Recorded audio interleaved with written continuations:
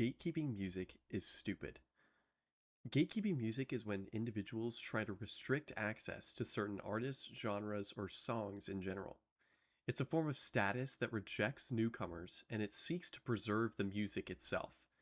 This inhibits the listening experience for those who are new, as it shuts them out of having an authentic connection with the artists, genres, or songs.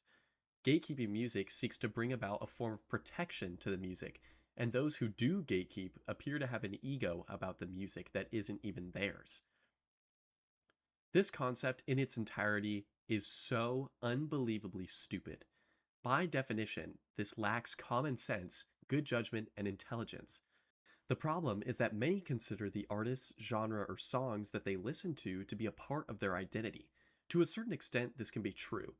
This particular music can be so important to them that in order to preserve the uniqueness about their life, they feel that they have to gatekeep it in some way, or to keep it niche enough in some way. Perhaps a person who read the whole backstory about a band, for example, feels that they have a stronger connection with the music than those who simply listen because they think it sounds nice. This second group of people, who have more superficial connections to the music, seem to unintentionally demean those who more strongly identify with the music as being part of their being. This reason for gatekeeping is purely invalid. The claim that this practice is one of preservation of identity and culture is incredibly self centered.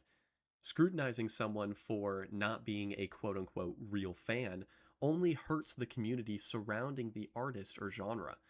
If someone must keep others out of enjoying music because they seemingly don't appreciate it enough, then that is a problem with the gatekeepers themselves and not with the superficial fans. There is absolutely nothing wrong with starting to listen to an artist or genre, and there is no right or wrong way to go about that. But gatekeeping seems to indicate that there are people who appreciate the music more, listen better, and have better ways of connecting with it. It's okay if someone doesn't pick up every double entendre, doesn't know the entire backstory and hardships that the artist went through, or doesn't know when or how the music was made. Knowing the full story is not a prerequisite to enjoying the art itself, and it is beyond silly to think in this way. If we did think this way about other arts, let's pick the fine arts for example, then in order for one to properly appreciate the art that they saw, they would need to know who made it, when it was made, how it was made, and what styles influenced the art.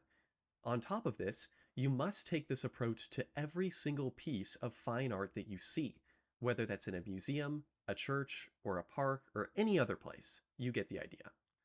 Making this checklist for proper appreciation is obviously ridiculous to expect from every single person who views these fine arts, and expecting people to do the same for music is entirely nonsensical. These standards that are adopted by gatekeepers are impossible to keep up with when viewing other forms of art. Therefore, they should not be applied to the musical arts either. The entire issue can really be summed up in this picture. If it's not identity that's the issue, then some fans don't want overwhelming commercialism to taint the music.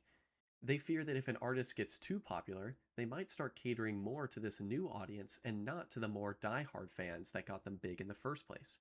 This would eliminate the exclusivity that these die-hard fans have with the artist, and they then feel that all these newer fans are more fake because they are more casual listeners.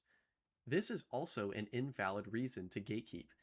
If someone is truly authentic in their listening experience, then it should not matter what happens to the music so long as they have access to it.